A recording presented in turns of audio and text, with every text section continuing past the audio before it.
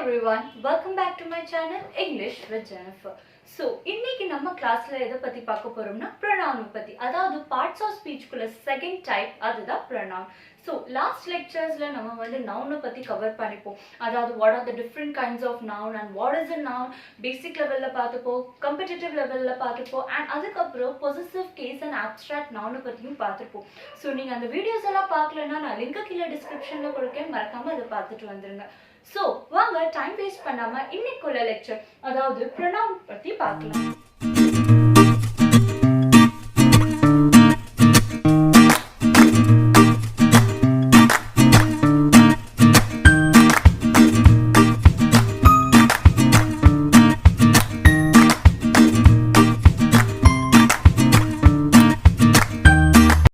So, இப்போ வாங்க pronoun பத்தி பார்க்கலாம். What is a pronoun?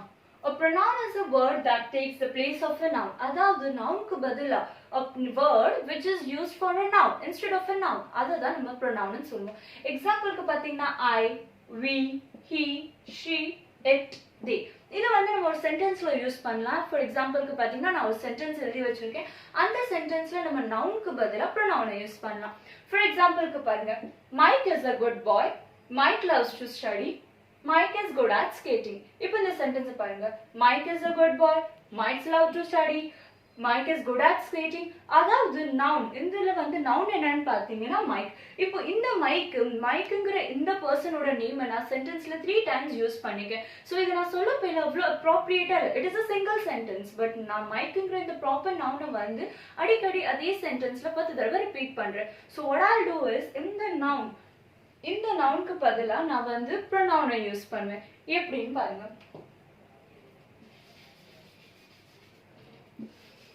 So mic வந்து இப்ப பாருங்க, மைக் இஸ் a male, நமக்கு பேர் வச்சு தெரிஞ்சிட்டு he is a boy. So நம்ம என்ன பண்றோம்னா Mike is a good boy. He loves to study. He is good at skating. இப்ப பாருங்க, Mike is a good boy. He loves to study. He is good at skating. அதாவது நம்ம என்ன பண்ணிருக்கோம்னா மைக்ங்கற இந்த நவுனுக்கு பதிலா instead of a noun நம்ம அது வந்து pronoun கூட வந்து replace பண்றோம். That means a word which is used or a word that takes the place of a noun. So nounக்கு பதிலா யூஸ் பண்ற word or word which has been used for a noun or instead of a noun is known as a pronoun. So இப்போ வாங்க நம்ம வந்து pronoun ஓட types பத்தி பார்க்கலாம். So இப்போ வாங்க what are the different types of pronoun னு பார்க்கலாம். First என்னென்ன types இருக்குன்னு பார்க்கலாம் and then detailed-ஆ போகலாம். So பாருங்க, types of pronoun. First வந்து personal pronoun, reflexive pronoun, relative pronoun, interrogative pronoun, indefinite pronoun, demonstrative pronoun and possessive pronoun. So இப்போ வந்து இந்த இவ்ளோ types of pronouns இருக்குது. So நம்ம வந்து என்ன பண்ண போறோம்னா one by one different types of pronoun பத்தி பார்க்க போறோம். So first நம்ம பார்க்க போறது வந்து personal pronoun. So personal pronounங்கற இந்த நேம் வச்சு உங்களுக்கு தெரிஞ்சுக்கும் it is something which is used to identify in personal. So நம்ம first வந்து personal pronoun பத்தி பார்க்கலாம். So இப்போ வாங்க நம்ம personal noun in detail பார்க்கலாம். As I said, personal noun என்னது, இந்த நேம் வச்சு நீங்க கண்டுபிடிச்சிப்பீங்க. Something which is related to a person is known as a personal noun. So வாங்க definition ஒரு தடவை பார்க்கலாம். Personal noun is a pronoun that are most commonly used for peoples. அதாவது மக்களுக்காக, அதாவது for the people, நம்ம peopleக்காக யூஸ் பண்ற pronoun தான் நம்ம வந்து personal nouns னு சொல்லுவோம். வாங்க டீடைல்டா என்னென்ன pronoun எல்லாம் personsக்காக வரும்னு செக் அவுட் பண்ணலாம்.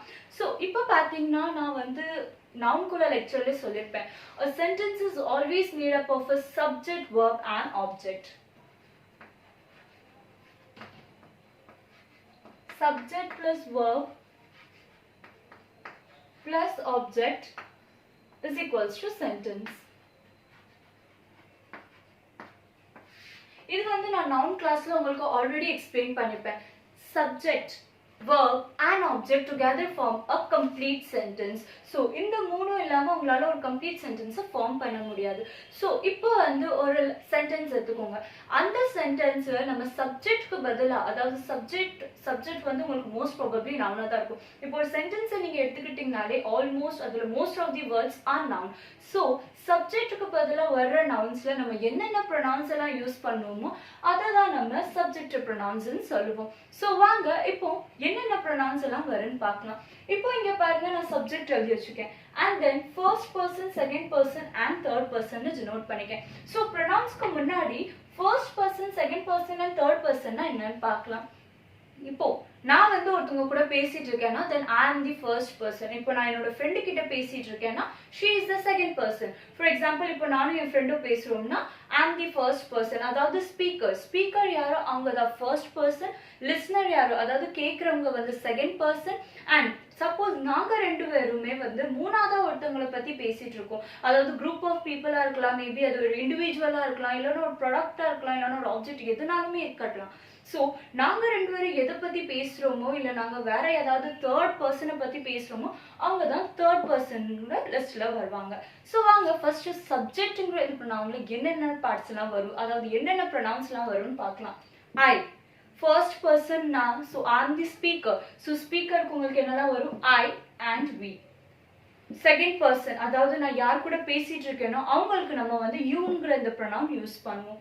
அண்ட் தென் தேர்ட் பர்சன் நான் இப்போ நாங்க ரெண்டு பேரும் அதாவது நான் வந்து வேற யார் பத்தியோ பேசிட்டு இருக்கேன், செகண்ட் பர்சன் கிட்ட தேர்ட் பர்சனை பத்தி பேசிட்டு இருக்கேன். ஸோ அந்த டைம்ல என்ன ப்ரொனவுன்லாம் வரும்னா he, she, they, it. So it பார்த்தீங்கன்னா ஜென்ரலா உங்களுக்கு அனிமல்ஸ்க்கு நீங்க சொல்லலாம், அனிமல்ஸ்க்காக வரும்னு. ஸோ ஐ அது வந்து என்னைய டினோட் பண்ணுது, வி நான் என்னைய டினோட் பண்றேன், யூ அது வந்து நான் செகண்ட் பர்சன் நான் யார்கிட்ட பேசிட்டு இருக்கணும் அதாவது லிஸ்னரை டொனேட் பண்ணும், ரீப்ரசென்ட் பண்ணும்.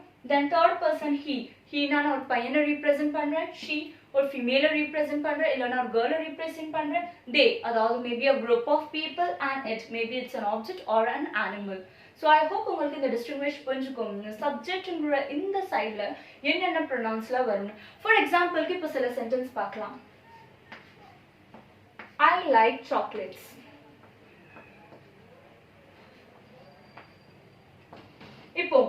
இப்போ பாத்தீங்கன்னா ஐக்கு பதிலா என்னோட நேம் என்னது, ஜெனிஃபர்.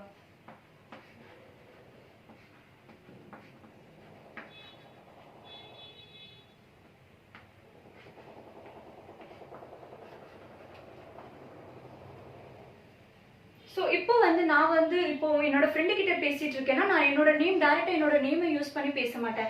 அதாவது ஜெனிஃபர் லைக்ஸ் சாக்லேட்னு கண்டிப்பா அப்படி சொல்ல மாட்டேன். ஸோ நான் வந்து இன்னொரு செகண்ட் பர்சன் கிட்ட பேசிட்டு இருக்கப்பையில what is the pronoun which all use, அது வந்து நான் ஐன்னு யூஸ் பண்ணேன். அதாவது எனக்கு சாக்லேட் பிடிக்கும், ஐ லைக் சாக்லேட்ஸ். நான் வந்து என்னோட பேரை வச்சு டைரக்டா டினோட் பண்ண மாட்டேன், ஜெனிஃபர் லைக்ஸ் சாக்லேட். ஹோப் உங்களுக்கு புரிஞ்சுக்கணும். இப்போ இதுவே செகண்ட் பர்சனோட எக்ஸாம்பிளை பார்க்கலாம். அதாவது இப்போ என்னோட செகண்ட் பர்சன் அதாவது என்னோட ஃப்ரெண்ட்.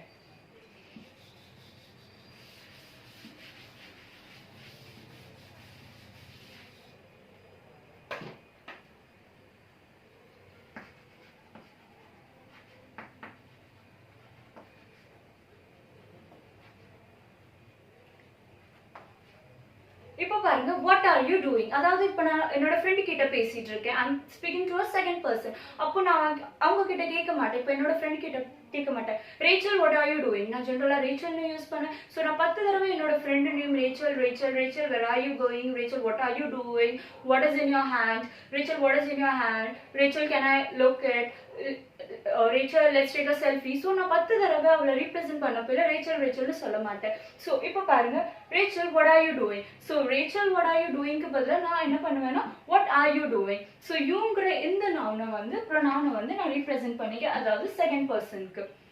இப்போ தேர்ட் பர்சனுக்குள்ள எக்ஸாம்பிளை பார்க்கலாம். தேர்ட் பர்சன்னா நாங்க ரெண்டு பேருமே, அதாவது நான் first person speaking to the second person about the third person.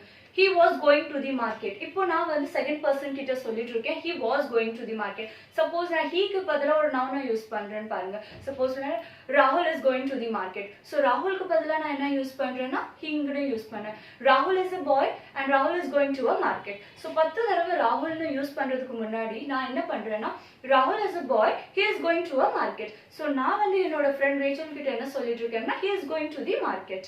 I hope உங்களுக்கு புரிஞ்சுக்கணும். செகண்ட் அதாவது ஷீ பார்த்தீங்கன்னா இப்போ பாருங்க, she likes to sing. அதாவது நான் செகண்ட் பர்சன் கிட்ட, அதாவது லிசனர் கிட்ட நான் தேர்ட் பர்சனை பத்தி பேசிட்டு இருக்கேன், she likes to sing. நான் யாருன்னு சொல்லல, நான் ஜெனரலா சொல்றேன். she likes to sing. so அவ நேம்க்கு பதிலா நான் வந்து sheங்கிற இந்த pronoun யூஸ் பண்ணிக்கிட்டேன். அதாவது மேல்னா ஜெனரலா நம்ம he யூஸ் பண்ணுவோம், and for females we use she. they, அதாவது for group of people, they are going to the market. அதாவது group of people இருக்காங்க. இப்போ groupல நிறைய பேர் இருப்பாங்க, maybe 2%, 3%, 4%.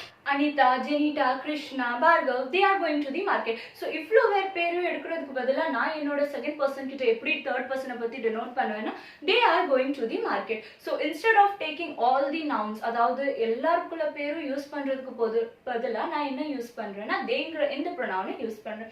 அடுத்தது it வந்து மேபி என்ன விதமான ஆப்ஜெக்ட் இல்லைன்னா அனிமலை பற்றி கூட அதை ரீப்ரசென்ட் பண்ணலாம். ஸோ ஐ ஹோப் உங்களுக்கு சப்ஜெக்டிவ் ப்ரொனவுன்ஸில் என்னென்ன ப்ரொனவுன்ஸ்லாம் வரும்னு புரிஞ்சுக்கோங்க. அதாவது இது வந்து ஃபர்ஸ்ட் பர்சன், அதாவது நான் என்னைய பற்றி பேசினேன்னா சப்ஜெக்ட்ல, அதாவது இது மெயின் சப்ஜெக்ட்ல ரீப்ரசென்ட் பண்ணிச்சுன்னா ஒரு ப்ரொனவுன். ஸோ அதில் வந்து ஃபர்ஸ்ட் பர்சன் வந்து ஐ இல்லைன்னா வி வரும், செகண்ட் பர்சன்ல யூ வரும், தேர்ட் பர்சன்ல ஹி, ஷி, தே, இட்னு வரும். ஸோ இப்போ வாங்க ஆப்ஜெக்டிவ் கேஸ்ல போகலாம். ஸோ ஆஸ் சப்ஜெக்ட் சென்டென்ஸ்ல வந்து உங்களுக்கு ஆப்ஜெக்டிவ் இருக்கு. as I said, a sentence is made up of subject, word and object. so subjectல எந்த pronouns எல்லாம் வரும்னு பார்த்துட்டோம். இப்போ சேம் நம்ம வந்து ஆப்ஜெக்ட்ல எந்த pronouns எல்லாம் வருதுன்னு பார்க்கலாம். இப்போ பாருங்க, ஃபர்ஸ்ட் பர்சனுக்கு மீ, அஸ், அதாவது நான் வந்து ஐக்கு பதிலா மீ அண்ட் வீக்கு பதிலா அஸ் யூஸ் பண்ணுவேன். செகண்ட் பர்சனுக்கு யூக்கு இன்ஸ்டெட் நான் யூ தான் யூஸ் பண்ணுவேன். ஸோ யூ வந்து எப்பவுமே சேஞ்ச் ஆகுது, யூனா யூ தான். செகண்ட் பர்சன் நீங்க சொல்ல போயில நீ, நம்ம எப்பவுமே நீன்னு சொல்றோம்ல, நீ என்ன பண்ணிட்டு இருக்க. ஸோ நம்ம ஆல்வேஸ் யூன்னு தான் யூஸ் பண்ணுவோம் செகண்ட் பர்சனுக்கு. தேர்ட் பர்சனுக்கு ஹீக்கு பதிலா ஹிம், ஷீக்கு பதிலா ஹர், தேக்கு பதிலா தென். இட்டுக்கு நம்ம எதுவுமே யூஸ் பண்ண மாட்டோம். ஜென்ரலா அதுக்கு வந்து தேர்ட் பர்சன், அதாவது சப்ஜெக்டிவ்ல அதிகமா யூசேஜ் கிடையாது. அதாவது நிறைய இருந்துச்சுன்னா நம்ம இட்ஸ்ன்னு சொல்லுவோம். மோஸ்ட் ப்ராபப்ளி இட்ஸ்ங்கிற ப்ரொனவுன் யூஸ் பண்ணுவோம். ஸோ வாங்க இப்போ சில எக்ஸாம்பிள்ஸை பார்க்கலாம். ஃபார் எக்ஸாம்பிளுக்கு இப்போ பார்க்கலாம், மீயை வச்சு பார்க்கலாம். You recognized me. இப்போ பாருங்க, நான் வந்து செகண்ட் பர்சன் கிட்ட பேசிட்டு இருக்கேன், யூ ரெகக்னைஸ்ட் மீ. அதாவது இதுல பாத்தீங்கன்னா யூ வந்து உங்களோட சப்ஜெக்ட் பிளேஸ் எடுத்துக்குது. ரெகக்னைஸ்ட் உங்களோட verb, மீ ஆம் an ஆப்ஜெக்ட். ஸோ ஆப்ஜெக்ட்டுக்கு பதிலாக ஃபர்ஸ்ட் பர்சனுக்கு என்னோட நோட் ஆயிருக்குது மீ. இங்க வந்து ஐ வராது. யூ ரெகக்னைஸ்ட் ஐன்னு என்னால சொல்ல முடியாது. நீ வந்து என்ன ரெகக்னைஸ் பண்ணன்னு நான் தமிழ்ல சொல்லுவேன், பட் இங்கிலீஷ்ல எப்படி சொல்லுவோம், you recognized me, you recognized ஐன்னு வராது. அதனால தான் ஐக்கு பதிலாக நான் மீனை யூஸ் பண்ணிட்டேன். இப்போ வாங்க அடுத்த ஒரு எக்ஸாம்பிளை பார்க்கலாம். she is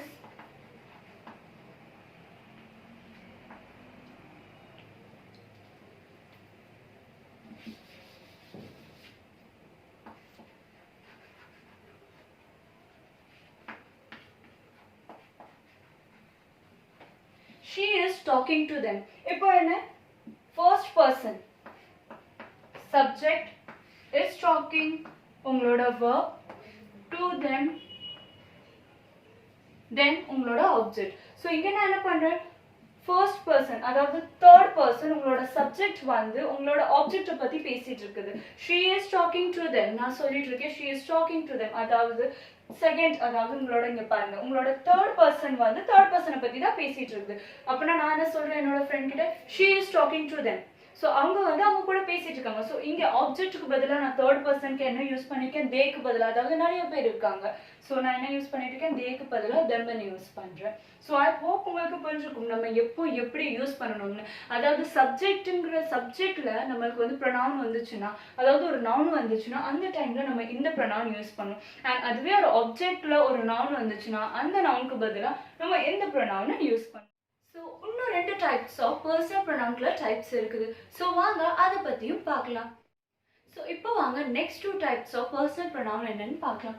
ஃபர்ஸ்ட் வந்து பொசசிவ் adjectives அண்ட் செகண்ட் வந்து possessive pronoun. So as I said, பொசசிவ்னா என்னது நம்ம லாஸ்ட் கிளாஸ்லேயே பார்த்துருப்போம். அதாவது நவுன்ல நீங்க பார்த்துருந்தீங்கன்னா நான் பொசசிவ் கேஸை பத்தி எக்ஸ்பிளைன் பண்ணியிருப்பேன். ஸோ பொசசிவ் கேஸ்ல நான் என்ன எக்ஸ்பிளைன் பண்ணியிருந்தேன்னா, பொசசிவ்னா நீங்க ஒரு விஷயத்து மேல எக்ஸ்ட்ரீம்லி பொசசிவா இருக்கீங்க, இல்லை ஜெலஸா ஃபீல் பண்றீங்க, இல்லைன்னா நீங்க உங்களோட ஓனர்ஷிப் அங்க ரீப்ரசென்ட் பண்றீங்கன்னா அதுதான் possessive.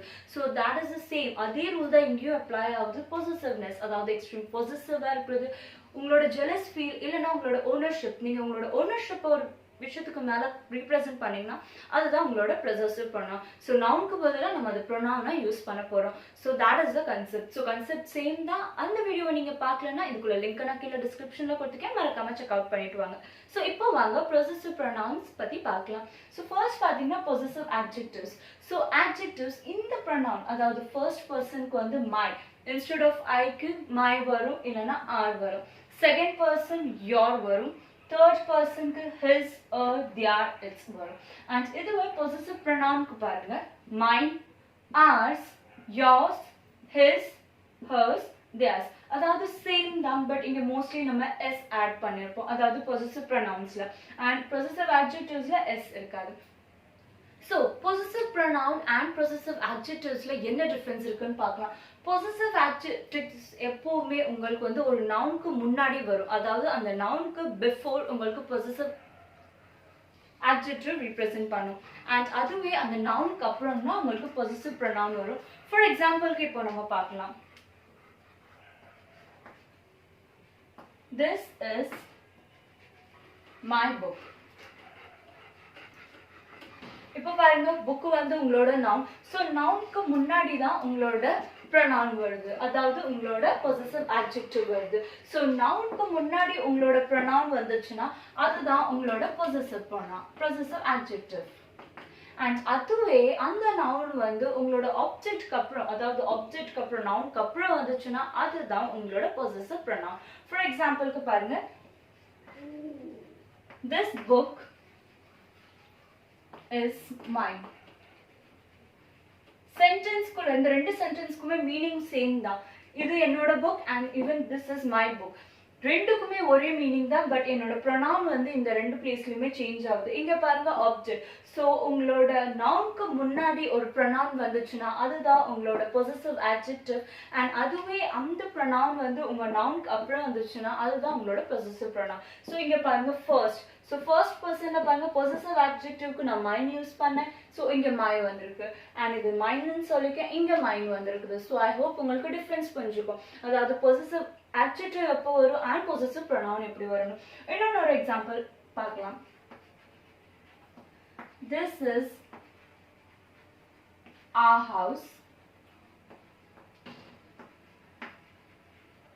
This house is ours. இப்போ பாருங்க, this is our house, இது எங்களோட வீடு. this is our house, நான் இங்க possessive காட்டுறேன், ownership காட்டுறேன், இது என்னோட வீடு. சோ இங்க பாருங்க நவுனுக்கு பிஃபோர், house வந்து ஒரு நவுன். சோ நவுனுக்கு பிஃபோர் வந்து உங்களுக்கு வந்து உங்களோட pronoun வருது, அதனால இது வந்து possessive adjectiveல வரும். அண்ட் இதுவே இங்க பாருங்க நவுனுக்கு அப்புறம் தான் உங்களோட pronounே வருது. சோ இது வந்து உங்களோட possessive pronoun. So I hope உங்களுக்கு புரிஞ்சிருக்கும் possessive pronounனா என்னது and possessive adjectiveனா என்னது அண்ட் ரெண்டுக்குமே என்ன டிஃபரன்ஸ் இருக்குதுன்னு. இப்போ வாங்க இன்னொரு எக்ஸாம்பிள பார்க்கலாம். Is this your pen? Is this pen yours? அதாவது இங்க பாருங்க சேம் தான். இதுல என்ன இருக்கு, பென்னுக்கு முன்னாடி உங்களோட pronoun யூஸ் ஆகுது, அதாவது உங்களோட possessive adjective. This is your pen. So இது வந்து உங்களோட possessive adjective because உங்க நவுனுக்கு முன்னாடி உங்களோட pronoun represent ஆகுது. And second type என்னன்னு பாத்தீங்கன்னா is this pen yours? அதாவது இந்த பென் உன்னோடதா. ஸோ இங்க வந்து நவுனுக்கு அப்புறம் உங்களோட pronoun வந்திருக்குது. ஸோ ஐ ஹோப் உங்களுக்கு இப்போ கூட கிளியரா எக்ஸாம்பிள் புரிஞ்சிருக்கும்னு. அதாவது possessive adjective and possessive pronoun என்னது. A pronoun which is used before a noun is known as a possessive adjective and a pronoun which is used after a noun is known as a possessive pronoun. இப்போ வாங்க சில third person examples பார்க்கலாம். First example பாருங்க. This is her scarf. இங்க பாருங்க pronoun வந்து after a noun use ஆயிருக்குது. herங்கிறது வந்து உங்களுக்கு possessive adjectiveல வரும் because nounக்கு முன்னாடி pronoun யூஸ் ஆயிருக்கு. So a pronoun which is used before a noun is a possessive adjective. So அதனால தான் scarf is a noun. So scarfக்கு முன்னாடி உங்களோட possessive pronoun அதாவது herங்கிறது யூஸ் ஆயிருக்கு. அடுத்து பாத்தீங்கன்னா the scarf is hers. அதாவது இந்த scarf வந்து அவளோடது. So a pronoun which is used after a noun is known as a possessive pronoun. So the scarf is hers. And இங்க பாருங்க herக்கு பதிலா possessive pronounல hers ன்னு வரும். So I hope உங்களுக்கு difference புரிஞ்சிருக்கும் her and hersக்கு என்ன difference இருக்குன்னு. So before a noun it is her, அதாவது possessive adjective, and after a noun it is hers, that is possessive pronoun. இப்போ பாருங்க செகண்ட் எக்ஸாம்பிள் பார்க்கலாம். Is that your scarf? It's very similar to mine. இப்போ பாருங்க is that your scarf? இப்போ yourங்கிறது வந்து உங்களோட second person. So இங்க வந்து possessive adjective use ஆயிருக்குது. Why? Because scarf is a noun and before a noun a pronoun has been used. அதனால இது வந்து possessive adjective. Next பாருங்க they are their neighbors. அதாவது இவங்க வந்து அவங்களோட neighbors. So there are a group of people. அதனால தான் they are their neighbors. So they are வந்து உங்களுக்கு possessive adjectiveல வருது because neighbor is a noun and before a noun there is a pronoun. அதனால this is a possessive adjective. It was his fault, not hers. His fault வந்து உங்களுக்கு ஒரு noun. So nounக்கு முன்னாடி ஒரு pronoun use ஆயிருக்கு. அதாவது before a noun a pronoun has been used and that is his, which comes under possessive adjective.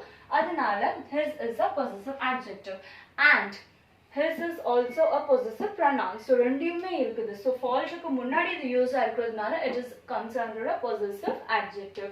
So I hope உங்களுக்கு 4 different types of personal pronoun புரிஞ்சுக்குங்க. அதாவது subject pronoun, object pronoun, possessive adjective and possessive pronoun. Shorter recap பண்ணிக்கலாம் என்னதுன்னு. Subject pronoun na என்னது? A pronoun which is used instead of a place of a subject is known as a subject pronoun. A pronoun which is used instead of an object is known as an object pronoun. A pronoun which is used before a noun is known as a possessive adjective. And a pronoun which is used after a noun is known as a possessive pronoun. So இப்போ வாங்க next type of noun அதாவது reflexive pronoun பத்தி பார்க்கலாம். reflexive pronounனா என்னது? இப்போ உங்களோட சப்ஜெக்ட்ல வந்து அதாவது இப்போ சென்டென்ஸ் இருக்கு. சென்டென்ஸ்ல என்னலாம் வரும்? subject, verb and object. So a sentence is made up of a subject, verb and object. இது வந்து நம்ம noun கிளாஸ்லயே பார்த்திருப்போம். அதாவது noun part 2ல பார்த்திருப்போம் அட்வான்ஸ் லெவல்ல. சோ நீங்க அந்த வீடியோ பார்க்கலனா மறக்காம அந்த வீடியோ பார்த்துட்டு வந்துருங்க. நான் லிங்க் கீழ டிஸ்கிரிப்ஷன்ல கொடுத்துக்கேன். சோ இப்போ வாங்க நம்ம இதுல பார்க்கலாம். இதுல சப்ஜெக்ட் எப்படி ரிலேட் பண்றோம்னு. சோ என்னன்னா இப்போ வந்து ஒரு சென்டென்ஸ் இருக்குது. as I said a sentence is made up of a subject, verb and object. So அந்த சென்டென்ஸ்ல சப்ஜெக்ட் வந்து மறுபடியும் அந்த pronoun வந்து ரிஃபர் பண்ணுது, அதாவது ரிஃப்ளெக்ஸ் பண்ணுதுன்னா அதுதான் நம்ம ரிஃப்ளெக்சிவ் pronoun சொல்லுவோம். ஸோ ஜென்ரலா இப்போ ரிஃப்ளெக்ஸ்னா என்னது? இப்போ நம்ம பிசிக்ஸ்ல படிச்சிருப்போம் ரிஃப்ளெக்ஸ். ஸோ இப்போ என்னன்னா ஒரு லைட் பீம் இருக்கு, அது ஒரு மிரர்ல பட்டு ரிட்டர்ன் ரிஃப்ளெக்ஸ் ஆகுதுன்னா அதுதான் நம்ம ரிஃப்ளெக்ஸ்னு சொல்லுவோம். So same way over your reflexive pronoun, அதாவது அந்த சப்ஜெக்ட்டை பத்தி மறுபடியும் நம்மள ரிஃப்ளெக்ஸ் பண்றோம், நம்ம மறுபடியும் அதை பத்தி பேசுறோம்னா அண்ட் அந்த டைம்ல அந்த சப்ஜெக்ட்க்கு பதிலா நம்ம ஒரு pronoun யூஸ் பண்றோம். So அதுதான் உங்களோட reflexive pronoun. For example பாருங்க, you must learn to control yourself. அதாவது இங்க பாருங்க எக்ஸாம்பிள் என்னது? you நீங்க வந்து subject, youங்கிறது வந்து subject. So you பத்தி தான் நான் மறுபடியும் பேசியிருக்கேன், அதாவது yourself. So நான் வந்து என்ன பண்ணிருக்கேன்னா நான் மறுபடியும் வந்து சப்ஜெக்டே ரெஃபர் பண்ணிருக்கேன். So அதனால தான் இங்க yourselfனு வந்திருக்கு. செகண்ட் ரூல் என்னன்னு பார்ப்போம். Usually comes after verb and has to agree with the subject in numbers and gender. அதாவது உங்களோட reflexive pronoun most probably நான் எப்பவுமே சொல்ல always இல்ல, usually comes after the verb. most probably in the casesல தான் verb க்கு அப்புறம் வரும் and உங்களோட subject வந்து எந்த number and எந்த genderல இருக்கோ அதுக்கு accordingly தான் உங்களோட reflexive pronoun இருக்கணும். அதாவது இப்போ உங்களோட subject வந்து more than one personல பேசிச்சுனா denote பண்ணுச்சுனா உங்களோட pronoun வந்து plural formல இருக்கணும் and அதுவே உங்களோட subject வந்து singular formatல இருந்துச்சுனா உங்களோட reflexive pronoun singular formatல இருக்கணும். So number இங்க வந்து உங்களோட singular and plural கவுண்ட் காட்டுது and gender அதாவது male genderா இல்ல female genderா இல்ல அது வந்து neutral genderா. So gender and number ரெண்டுமே நம்ம reflexive pronoun யூஸ் பண்ணப்பையில நம்ம இது மேல கான்சென்ட்ரேட் பண்ணணும். So இப்போ பாருங்க reflexive pronounல என்னென்ன types of words வருதுன்னா myself, yourself, himself, herself, itself and so on. நிறைய வரலாம், ourselves வரலாம், themselves. இதுல வந்து உங்களுக்கு கவுண்ட் அதிகமாகுது themselves. So according to the number and gender நீங்க reflexive pronoun யூஸ் பண்ண போறீங்க. சென்டென்ஸ் எக்ஸாம்பிள்ல பார்க்கலாம். இப்போதான் நம்ம ஃபர்ஸ்ட் எக்ஸாம்பிள் பார்த்தோம், you must learn to control yourself. இதுல நான் ஆல்ரெடி சொல்லியிருந்தேன் you வந்து உங்களோட சப்ஜெக்ட். ஸோ சப்ஜெக்டே வந்து நம்ம மறுபடியும் ரெஃபர் பேக் பண்றோம். அதே சென்டென்ஸ்ல வந்து நம்ம சப்ஜெக்டை பத்தி மறுபடியும் ரெஃபர் பண்றோம், மறுபடியும் ரிஃப்ளெக்ட் பண்றோம். ஸோ அதனால தான் உங்களோட yourself வந்து உங்களோட reflexive pronounல இருக்குது.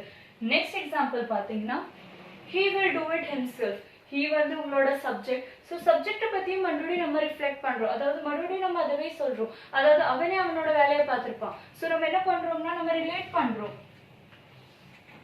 அதனால தான் இது வந்து உங்களோட ரிஃப்ளெக்சிவ் ப்ரொனவுன். அதாவது சப்ஜெக்ட்டை வந்து நீங்க மறுபடியும் ரெஃபர் பண்றீங்க, மறுபடியும் அது வந்து ரெஃபர் பண்றதுனால அது வந்து ரிஃப்ளெக்ஸ் ஆகுது.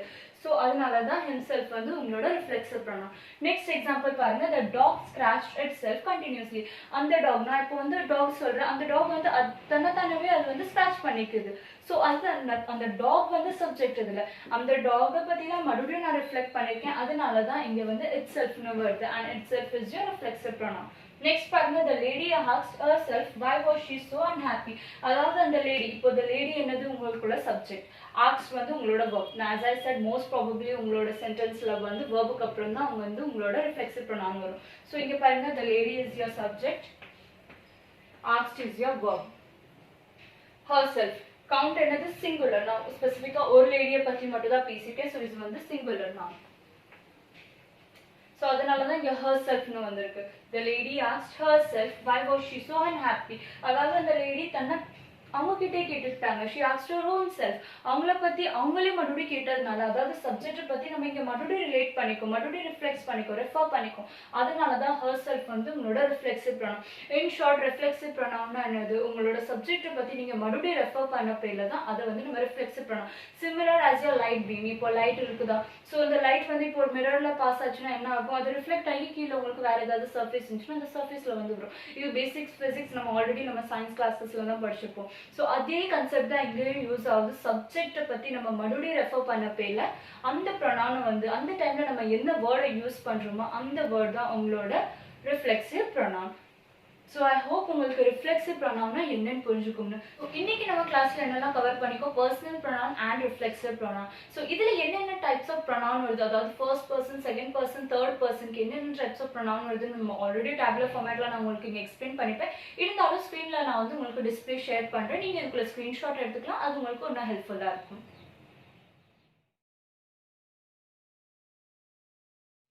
ஸோ ஐ ஹோப் உங்களுக்கு இன்னைக்குள்ள கிளாஸ் புரிஞ்சிருக்கும்னு. இதில் ஏதாவது டவுட் இருந்துச்சுன்னா மறக்காம கீழே கமெண்ட் செக்ஷனில் ட்ராப் பண்ணுங்க, அவங்க டவுட்டை நான் கிளியர் பண்ணுறேன். ஸோ நெக்ஸ்ட் லெக்சரில் நம்ம ரிமைனிங் டைப்ஸ் ஆஃப் ப்ரொனவுனை கவர் பண்ணலாம். நெக்ஸ்ட் லெக்சரில் வந்து உங்களை மீட் பண்ணுறேன். until then, bye.